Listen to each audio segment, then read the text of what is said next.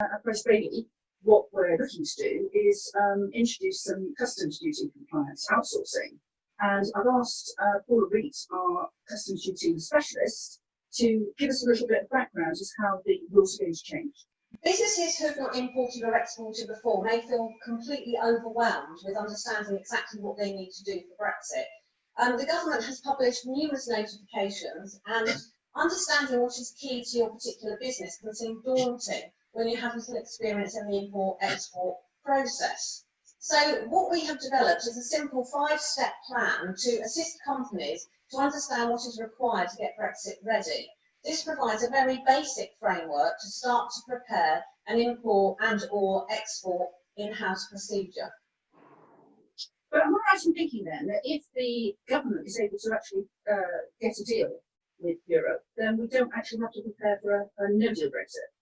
Unfortunately, it's not quite as simple as that, Daphne, and these things never are. But there's a misconception that if the UK and the EU agrees to a free trade agreement, that the import formalities that have been published will not be applicable.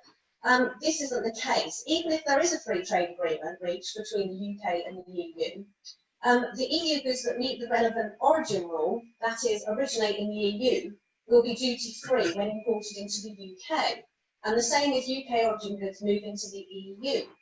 The import and export formalities remain, whichever origin the goods are, and an import and export declaration will still be required. Okay, well, that's interesting about the origin rule. I thought that maybe businesses that were purchasing from the EU wouldn't actually have to pay any customs duty on those goods after 1 January 2021. Yeah, I think, again, that's a little bit of a misconception, because if the goods are in, for example, France, you would think that if they were moving from France to the UK, no duty would be applicable. Well, under a free trade agreement, it would be if the goods met a particular origin rule, which would be if they were probably made in France. Now, the French could be exporting products that they had originally imported from China into France and then move into the UK. Now, if France do no processing or don't change the products at all, then the origin of the goods would not change, and they would remain to be Chinese, and therefore the goods coming into the UK would attract a positive rate of duty, potentially subject to what the product is. I know there are a lot of new rules that we have to consider from that and customs duty perspective. I think the businesses which haven't ever imported or exported from non-EU countries might be struggling when to get any necessary changes into place in the next 4 months. No, you're quite right, and we have developed a 5-step plan to assist companies to put processes in place, and obviously we're working hand in hand and can provide assistance through that, and if required can actually provide an outsourced service offering to clients that actually need that. So we recommend that all businesses start developing a new import-export procedure now for Brexit, 1st of the 1st, 2021. So these are basic 5 steps. Firstly, we need to identify what goods are being imported and exported. So we need to map what product we are importing or exporting, where is it coming from, and where is it going to. Quite simple, so just understanding what exactly we have. The second step would be allocating a commodity code to those goods that are coming in or going out, based under the new tariff that the HMRC has currently issued, which comes into effect on the 1st of January 2021. Now, many of these products that currently have a positive rate are going to be allowed to be imported to the UK without paying a customs duty. But obviously, each client is different, and we would need to identify their particular goods and understand if it has a positive duty rate. If the duty rate is positive, then the origin status of the goods becomes more important, especially if we have a UK-EU free trade agreement. As we said before, if the goods are, for example, French, and they meet the origin rule, then under a free trade agreement they should be able to be imported into the UK without any customs duty due. The start of the commodity code allocation could be your Intrastat return, which would detail the commodity codes currently used, and you could use a correlation table to identify the current code versus the new potential code. With regards to the origin of the product, your supplier would be in a position to advise whether the goods meet a particular origin rule or whether they were actually imported from outside the EU. So once we've understood what we're importing and exporting and what the commodity codes are and any duty liabilities, The next steps are to understand which contracting party has responsible actions within the supply chain. So we need to understand the Incoterms for the goods being imported and exported. And this is key to understanding which party in the transaction is responsible for the import stroke export customs clearance and which party is acting as the importer or exporter in the transaction.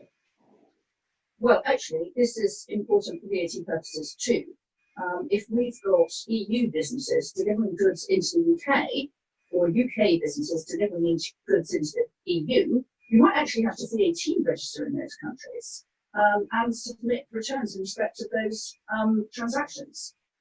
Yeah, you're exactly right. For example, a UK business selling goods on a DDP basis, that is delivered duty paid, will be responsible for importing the goods into the EU country that they're selling to and paying all the associated duty and import VAT and acting as the importer. Obviously, this is a considerable responsibility, and as you just said, Daphne, would necessarily have to register for VAT in those countries. Therefore, it's probably a good idea and important to discuss with your customer a change in these Incoterms, so your customer would actually be acting as the importer in their country.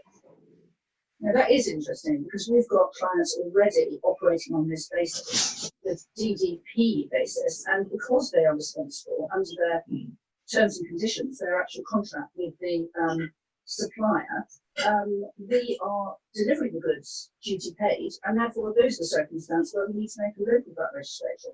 And we really need to do that now, because if we've got any clients that are either trading on that basis or indeed holding consignment stock in those countries or call-off stock in those countries, then we need to do a VAT registration in those countries now.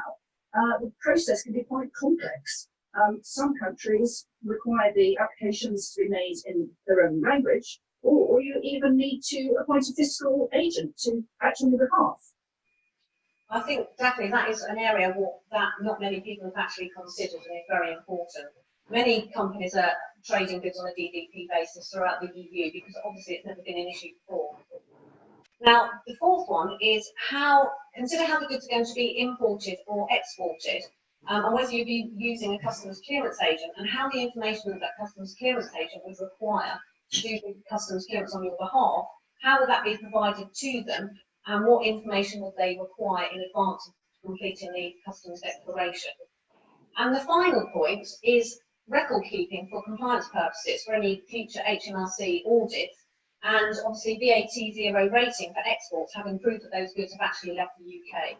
So following the identification of the goods being imported, the commodity codes allocated, the importer will be in a position to understand any duty liabilities and therefore the landed costs of their goods. Further, if the goods are being imported and not remaining in the UK, for example, if they're being further processed and then exported from the UK, there are various regimes available to suspend the duty when the goods are imported originally. This, to be honest, would probably be more of a second phase of the Brexit process after you have put a framework in place to deal with the imports coming into the UK.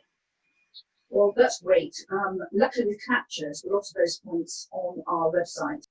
As we mentioned before, we're actually looking at providing a customs duty compliance service. So very much like clients where we prepare the VAT returns, we will be able to help with the customs duty compliance from 1 January.